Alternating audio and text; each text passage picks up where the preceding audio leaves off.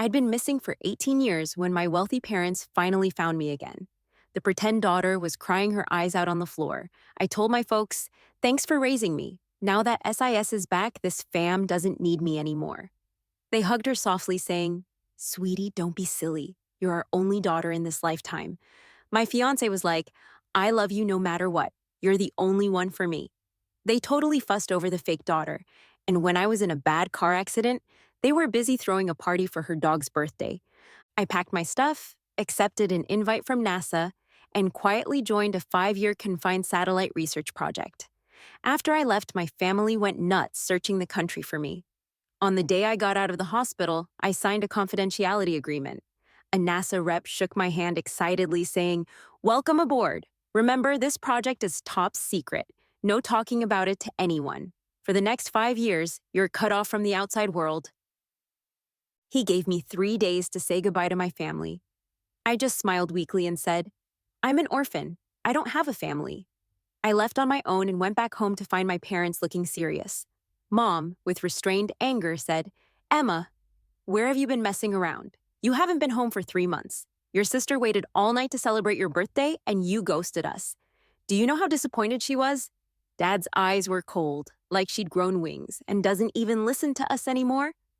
Better to just kick her out early, they muttered. 3 months ago, I had a life-threatening car accident. The hospital called them a bunch of times, but all they got was a cold, busy tone. Now they're pretending to blame me for missing the dog's birthday, something I couldn't get. I'm their real daughter, but they treat me worse than an adopted one. During my last days, I didn't want to argue. I calmly replied, Didn't notice I've been busy. Dad slammed the table, ready to yell at me. Sophia walked down the stairs in her Hermes, looking understanding but weak. Dad bought her that, she said. She's definitely busy studying. She's got her PhD after all, and research is heavy. I just threw a small birthday bash for my pet. No big deal. Dad scoffed. PhD or not, it's useless. She doesn't even know how to spend time with family. What a waste. Might as well drop out. I chuckled quietly, not responding. The truth is, I missed the birthday because Sophia had someone hit me with a car at the school gate. The driver fled, and I was knocked out. When I woke up 3 months later, they didn't want me at any events with our parents. Stay a bit longer. I'll be leaving soon anyway. Mom frowned. Where are you going? You can't go anywhere without home. They thought I had nowhere to go since I lived in a poor orphanage before being found. Sophia smirked, but stayed with the parents, looking sad. My sister probably doesn't want to be where I am. I shouldn't stay here. I should bounce. She flaunted her diamond necklace. The sparkling gem was Mom's favorite jewelry. I remembered her telling me when I was little, Sophia, this is our family heirloom. When you grow up, it's yours. But now it was around Sophia's neck. Mom looked at me awkwardly, explaining, Sophia insisted on the necklace, so I gave it to her. You're the big sister, be kind to her, don't argue. I quietly said, It's cool. You can give it to whoever you like. I'd heard similar things countless times. Whatever Sophia wanted, I had to give up. I got used to it. They seemed surprised by my understanding. Sophia insisted, I shouldn't take from my sister, but I like it so much. Everything in this house is yours. I just want this small necklace. You don't mind, do you? Dad sighed, patting her head. She's so understanding. Didn't we say you're our only daughter? Sophia's tearful face made them dote on her even more. The three of them were loving, and no one remembered me. Everyone forgot Sophia was just an adopted replacement from the orphanage, and during the 18 years I was gone, my parents, in their guilt for losing me, gave her all their love. With a sigh from Sophia and a tear from her, their world collapsed. On my first night back, Sophia couldn't accept it. She was sobbing on the edge of the roof, screaming, I'm abandoned! I'm just an unwanted orphan. Better if I die than Mom, Dad, and Sis can be together forever. They panicked instantly, hurriedly coaxing her down and guarding her closely. Dad and Mom pampered her with fruits and snacks while I was fainting from hunger, ignored later. They nonchalantly suggested a countryside camping trip, including me, that I eagerly joined only to be abandoned in the wilderness. I survived in the wild for a week, cold and starving, before returning home. They were watching TV with Sophia, not even looking at me. We wanted you to learn your lesson. This house is your sister's. She's been with us 18 years, so her bond is much deeper. You can't compete with her. Got it? I nodded. I knew that day I didn't have a home anymore. That morning, as I was packing my bags to leave, Sophia came up to me holding a bowl of wontons. She smiled brightly. Sis, try the breakfast I made for you. I glanced at her fake smiling face and walked past her into the kitchen without saying a word. Suddenly, she slipped and the hot soup spilled all over herself. My parents heard the noise and came out, seeing the burns on her. They were worried and upset. Isn't the housekeeper supposed to cook? You know you can't handle it. Why were you in the kitchen? Sophia lowered her head, then glanced up at me. After a moment, she said, My sister texted last night asking me to make breakfast for her. I didn't want to upset her, so I got up early to do it. I guess I'm just too clumsy. My heart sank just as I was about to explain that I didn't. My dad came over and slapped me hard. Emma, is this how you bully your sister when we're not around? Sophia lost her parents when she was young and didn't have a good life growing up. You should be making it up to her. You're just a wild child with no morals. Sophia put on that enduring, repentant act, pretending to stick up for me. Don't be mad at my sister, she told them. I can take it as long as I can stay with you all. With the blame already on me, I didn't say anything else and turned to the kitchen to find something for breakfast. My dad was about to blow up again when Liam showed up unexpectedly. Liam used to be like a brother to me, my childhood fiancé.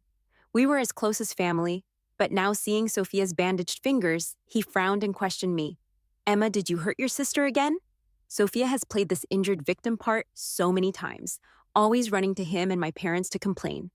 Liam has developed a reflex to blame me for every one of her scrapes.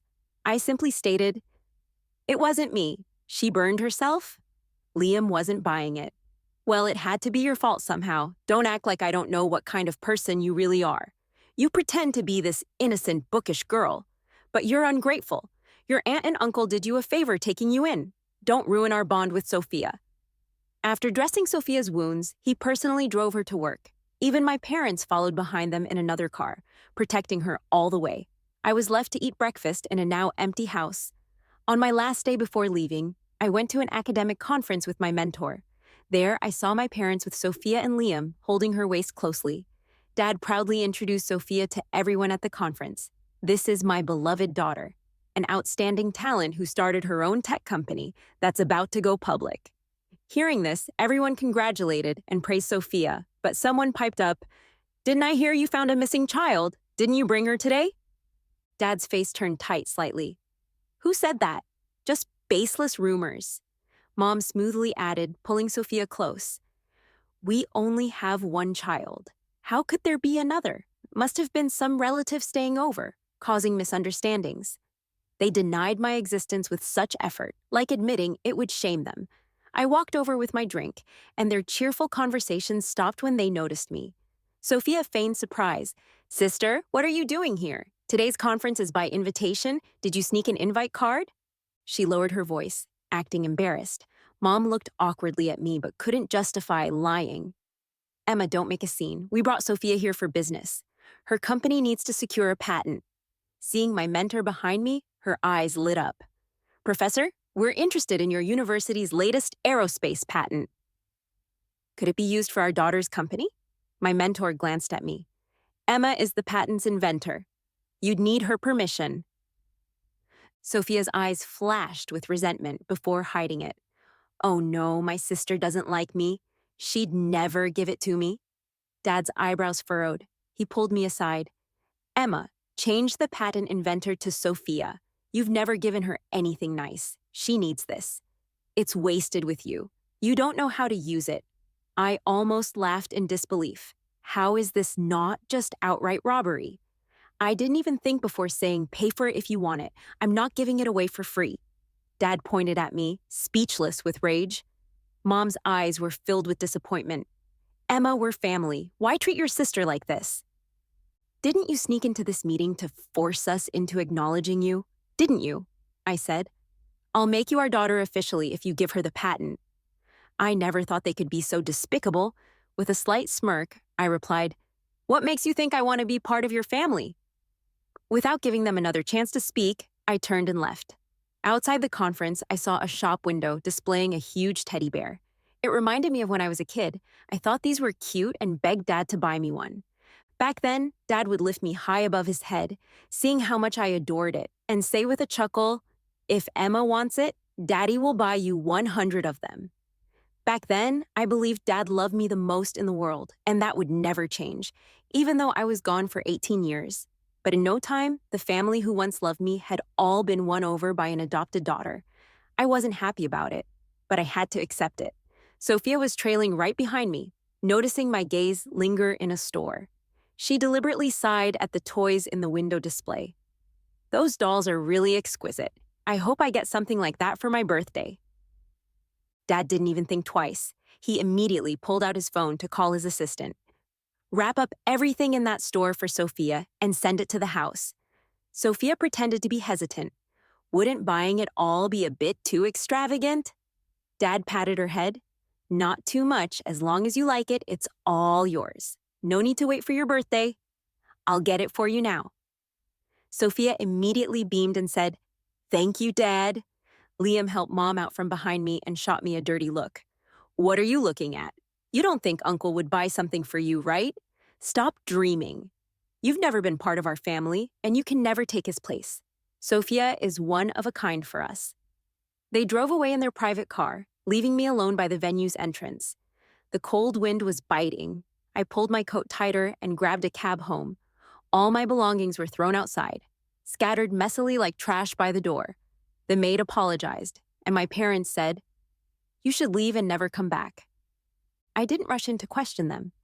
I just quietly packed up and left with my things. Later that night, I boarded a flight to a secret NASA research base. Before I left, I sent out a text to everyone from Emma. "I'm cutting ties with the Smith family. I won't be in contact again." Not long after I sent it and was about to turn off my phone, I got a reply. Sophia sent me a private message. "Sister, Mom and Dad know you're leaving. They want to say something to you." She followed up with a video. I clicked it and saw Sophia filming with her phone. Dad was sitting on the couch with Mom, watching TV and cuddling Sophia's dog. Sophia's voice came from the background. "Mom, Dad, Sister said she's leaving this family for good. What do you think?"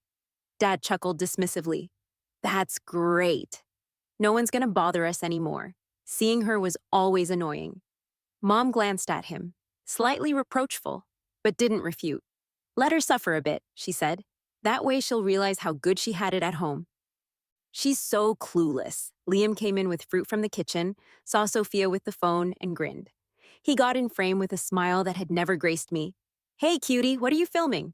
Do I look handsome today?" The video ended, and Sophia sent a second message. "See, no one here cares about you. Get a clue and take a hike. Don't ever dream of taking my spot." Her words were practically dripping with venom. After watching, I didn't respond.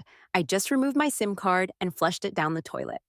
Once I reached the research base, I dove into work with my colleagues, blocking out the outside world. Our communication devices were taken away, and we weren't allowed to leave. But I enjoyed the peace, having no one around to hassle me. Colleagues would vent about missing family, but I couldn't relate. I quietly planned my life post-research. In my future, there was no place for my parents or Sophia. During the first week after I left, no one from the Smith family reached out. Mom, Dad, and their adopted daughter were busy living their perfect family life. They took Liam to get a new family photo with Mom in a cheapao and Dad in a tang suit. Sophia and Liam stood behind them like the picture of family bliss. Even Sophia's dog was in the picture. But I wasn't in it. My mom, who rarely posted on social media, surprisingly shared this family photo, captioned, "Having you all in my life is happiness." It got hundreds of likes from friends and family, and she grinned from ear to ear, completely lost in her joy. But I, who was always the first to reply, didn't react to this post at all. Completely silent, like the dead. After 3 days, her smile started to fade and she closed her phone with some doubt. She muttered, "Ungrateful child." Mom rarely posts, and there wasn't a peep of concern from me. She hesitated for a moment, then dialed my number, but it went unanswered. After several rings, frowning, she tried a few more times with the same outcome. Holding the phone, she went to Dad and said, "Maybe we should contact Emma. She's been gone too many days without any news, and her phone's unreachable." "What if something happens?" Dad snorted dismissively. "Where could she go? Nowhere else is home. She's just throwing a tantrum. When life gets tough outside, she'll come crawling back. Mom tried to say more, but Sophia intervened, looking concerned. Don't worry, Mom and Dad. Sister won't be in danger. She's probably just upset about you guys siding with me on my birthday. She kept talking about leaving as if to protest. I think she's just acting out. Mom's anger flared at this. What, trying to threaten us here? I was worried about her for nothing. What a waste. I'm changing the house locks right now. When she returns, she won't even get in. Without a doubt, she believed Sophia and brushed off my departure as a tantrum. A fleeting smile crossed Sophia's face, quickly replaced by a sad expression. Mom saw it and immediately asked Sophia, "What's wrong? Why are you upset?" Mom, Dad, if sister's gone, what about her arranged marriage? I really love Liam, and he wants to be with me forever, but I feel like he still has reservations about the engagement Grandpa arranged. It kept us from getting closer. Dad heard about it and slammed his hand on the table, declaring, "I'm in charge here. The arrangement between Emma and Liam is canceled. You two are getting engaged next week. I'll make it big and fancy so that everyone knows you're the daughter we truly cherish, not some ridiculous Emma." Sophia got the answer she wanted, but pretended to still be worried. "What if my sister doesn't agree?" she asked. She always got upset and broke us apart whenever she saw me with Liam before. This made my dad even angrier, and he immediately called his assistant. "Get Emma on the phone right away. I want her at Sophia and Liam's engagement party to give them her blessing personally." With that said, Dad got busy arranging the engagement himself, but the assistant tried reaching me for 3 days, only getting a busy signal each time. Tracking my last known movements showed only a record of my last flight. It was like I had disappeared. My footprints vanished the day I left home. The assistant, sweating, reported back to my dad. "Mr. Harry, it seems Emma is missing. I couldn't reach her." Dad repeated in disbelief. "What did the assistant say again?" "I've tried everything and checked everywhere she might go, but there's no sign of Emma." Dad frowned, realizing something was off. He was silent for a long time before finally slamming the table and shouted, "That ungrateful child betrayed her. She's hiding so no one can find her because she knows her sister's getting engaged. We wasted our resources on this kid." He wanted to rant more, but stopped after a while. Suddenly, Dad realized he hadn't really spent much on me. No money, time, or attention compared to what he gave Sophia in the Smith family. I barely survived in the shadows, unnoticed. He was at a loss for words. The assistant chimed in, "Mr. Harry, maybe you could send her some money. She might come back when she gets the cash." Dad thought for a bit, then said, "Okay, send her $500,000. The assistant hesitated. "That's too much. Emma's usually strapped for cash. Even $10,000 or $20,000 would suffice for her." Dad was taken aback and asked, "What do you mean? Didn't you send her any allowance?" The assistant said no. Dad furrowed his brows, assuming, she must have got money since Sophia always did, and I never worried about these things. How was she living without money? She relied on her PhD stipend and some scholarships. Dad was silent, then waved the assistant away. That night, when he came home from work, the family sat down for dinner. Sophia showed off her cooking by serving dumplings again and mentioned me casually. The last time I made dumplings was for my sister, but she slapped them onto the floor. I wrapped my hand in heavy bandages. It hasn't healed yet. Usually, Dad always supported Sophia, but now it was odd to hear him defend me. "Maybe your sister didn't mean it. She might have accidentally bumped into you." Sophia paused, looking hurt. "So you're saying I did it on purpose?" Dad quickly backtracked. "Of course not, sweetie. I always believe in you." The atmosphere around the table suddenly shifted. Sophia asked offhandedly, "Have you found any sign of my sister?" With Dad's denial, Mom seemed uneasy. She tugged on Dad's arm and suggested, "Should we ask around at Emma's school? Perhaps her classmates know where she went." This time, my dad agreed without hesitation. The next day, they visited the school where I was pursuing my PhD. They knocked on my advisor's office. Dad wasted no time asking, "Where's Emma?" The advisor was surprised they'd show up. He lifted his head from a paper to answer, "I don't know." Mom was anxious. "How could you not? You're her advisor. Isn't she one of your students?" Sophia was there too, idly playing with her phone on the office couch. She cut in, "Did she run off because she couldn't graduate?" I've heard about students trying to blackmail their advisors by disappearing. The advisor shook his head, refuting instantly. Emma's academic performance is outstanding. She can't graduate. Dad was baffled. Then why did she vanish without a trace? Isn't she still in school? The advisor, seemingly annoyed, said, Emma has already graduated with her PhD. Aren't you her family? How come you didn't know where she went after graduation? It's her decision. If she didn't tell you, there's no way for me to know. My parents fell silent. Sophia twisted a button on her sleeve, her mind elsewhere. Back home, the parents began using their connections to search for me nationwide. They spun a tale claiming they wanted to bring me home for an ancestral ceremony since they'd never formally inducted me into the family. Sophia was upset, trailing after the parents, insisting, I'm your daughter too. I can stand in for my sister and join the family once I'm recognized. I can take over the Smith family business. As of now, Sophia only held ownership of a tech company founded by Dad. Most of the Smith family's assets hadn't been transferred to her name yet, so she felt a little anxious when she heard about it. Her father stared at her, sizing her up, and suddenly spoke. I haven't even stepped down yet, and you're already scheming for the family inheritance? Even though Sophia quickly denied it, it planted a seed of doubt in her father's mind. My parents finally remembered something good about me. Ever since I was brought back to the Smith family, I have never coveted their money or assets, nor have I ever made any demands. Sophia, feeling cold-shouldered, got a little smarter. She didn't dare stand idle and volunteered to help find me. She left the house early every day and didn't come back until late. My mom was touched by this. She thought perhaps Sophia's previous plotting was just an illusion, and maybe Sophia was still a good kid. However, when she went to bring Sophia some food, she accidentally discovered the truth. Sophia had her office door wide open, chatting carelessly with her bestie. My parents still think Emma just decided not to come back on her own. It's hilarious. They'll believe anything I say and can't imagine their daughter got hit and ended up in the hospital. You should have hit her harder. Maybe a broken bone so she'd be better in for 3 months. It's all because Emma always acts so high and mighty, yet she can't let go of Mom and Dad. I had to use some tricks to drive a wedge between them. Mom stood there, pale-faced, listening to Sophia describe in a mocking tone all her past tricks and lies against me. Finally, she couldn't hold back anymore. She stormed in and threw the food box at her. She pointed at the screaming Sophia, using the harshest tone. Sophia, you actually hurt my daughter? Has your conscience been eaten by dogs? Sophia never expected her schemes would be exposed like this and turned white with fear. Right away, Mom. I didn't mean to hurt Emma. I just felt insecure. Please forgive me this time. I promise to get along well with Emma and never set her up again.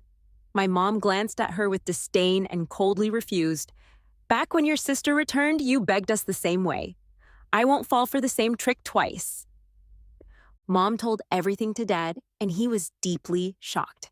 He almost had a heart attack from the anger. No matter how Sophia begged, they kicked her out of the house without a hint of mercy. Mom had all of Sophia's belongings thrown outside like trash, piling them up high. All the luxury goods bought for her over the years with family money were confiscated. Sophia held on to her expensive jewelry, unwilling to let go. These things are mine too. Why can't I have them? Mom mocked. Who said they're yours? If not for your existence, these things would have been your sister's. You said I was your real daughter, and you'd buy me anything I wanted. I treated you like family, and now you're kicking me out. Where am I supposed to go? Mom said, let me stay, even if it's in the smallest room. I promise to behave. Sophia cried and put on her most heart-wrenching act, but Mom wasn't moved. As for your tech company, we'll withdraw all of our investments. There won't be any support, and marriage alliances are out of the question too. She slammed the door, ignoring Sophia's banging and cries from outside. As she walked into the villa, she suddenly turned towards the place where I used to live. Seeing the poor living conditions, almost like those of a servant's quarters, her tears fell. Emma, my child, how did you live in such hardship? It's us who didn't treat you well. Up until now, she seemed to start regretting all the years they were hard on me, one by one, coming back to haunt her, making her cry even harder. We, your parents, finally realized our mistake. We will do everything we can to make it up to you. But where on earth did you go? How come you left without a word? Please send us a message to let us know you're alive. The small room was empty, with no trace of me having ever been there. She collapsed onto my bed, touching the only bedsheet with my scent left, sobbing incessantly. Sadly, just like when I went missing as a child, without a trace, I vanished cleanly now too, leaving them unable to find me no matter how hard they tried. By the time my secluded research was over, it had been 5 years. I packed my bags, got on a plane, and flew to a new city for a new line of research. I no longer yearned for family companionship as I once did, and found solace in being on my own. By chance, I contacted my PhD advisor. He told me, "Over these years, your parents have been desperately looking for you. They genuinely seem heartbroken now that you're back. Do you want to see them?" After thinking it over, I still refused. "I don't want any contact with them. Please don't share any news about me."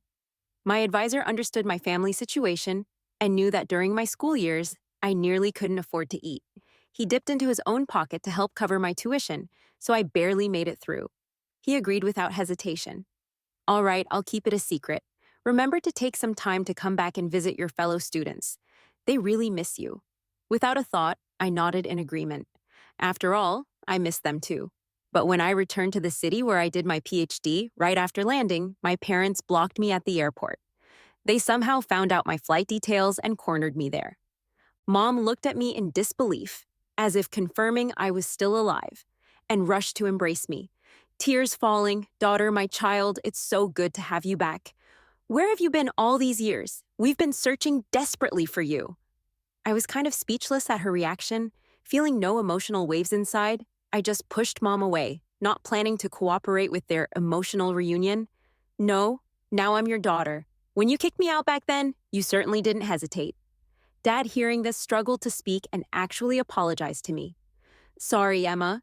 We didn't know what Sophia did to you back then. We trusted her too much, which led to that outcome. Dad knows I hold a grudge, but can you give us a chance to make it up to you? Anything you want, Dad will buy it for you. The family's company and all the money will be yours." I shook my head. "I'm not interested in taking over the company. I only like the research. You all think it's useless. I don't want to embarrass you with that." I picked up my luggage and planned to leave. Dad urgently said, "We support you in doing research. We'll invest as much money as you need." I brushed his hand away. "No need, don't stop me. I'm leaving." Just then, someone suddenly jumped out from the corner and kneeled in front of me. I looked closely. It was Sophia, whom I hadn't seen in a long time.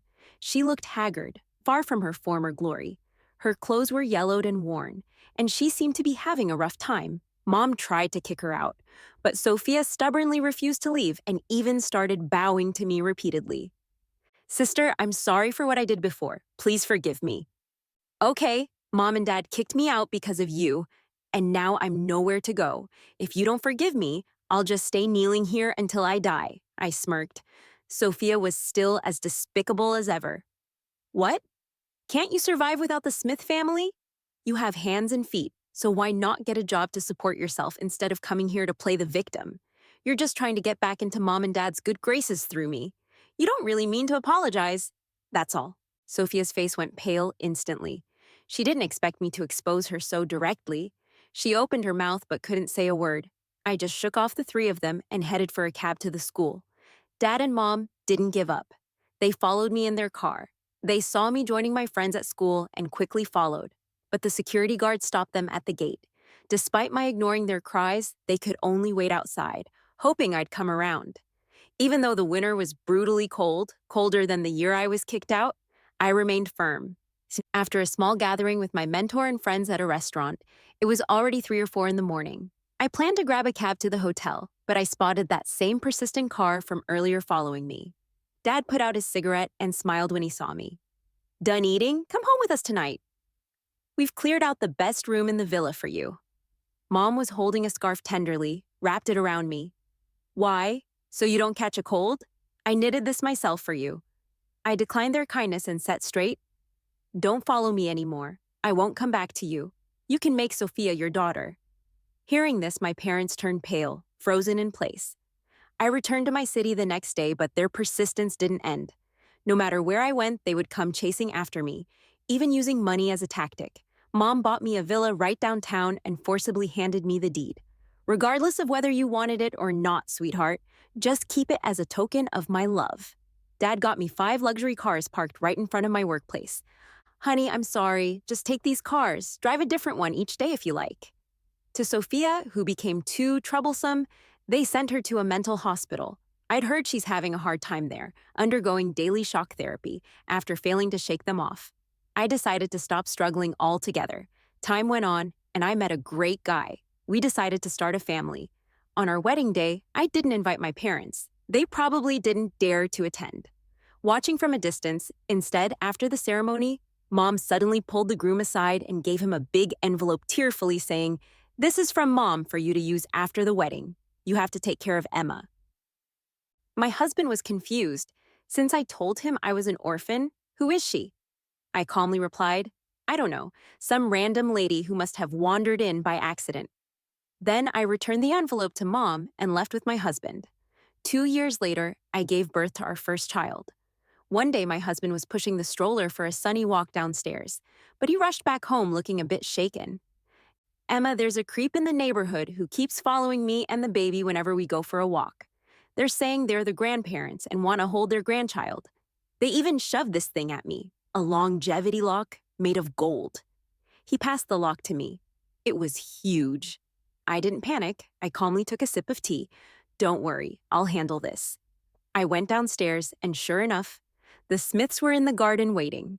They got nervous seeing me after years of avoidance from my side. I stood my ground and spoke coldly. "No matter how much you give, I won't accept it." Mom quickly waved her hand. "It's okay. We're just happy if you're willing to see us. We won't expect anything more." Dad anxiously added, "Sweetheart, we just want you to be well. Raising kids is expensive, right? Dad will wire you $1 million. Spend it however you like." I massaged my temples, slightly exasperated. "At your age, wouldn't it be better to retire peacefully at home instead of running around after me? You should just give up."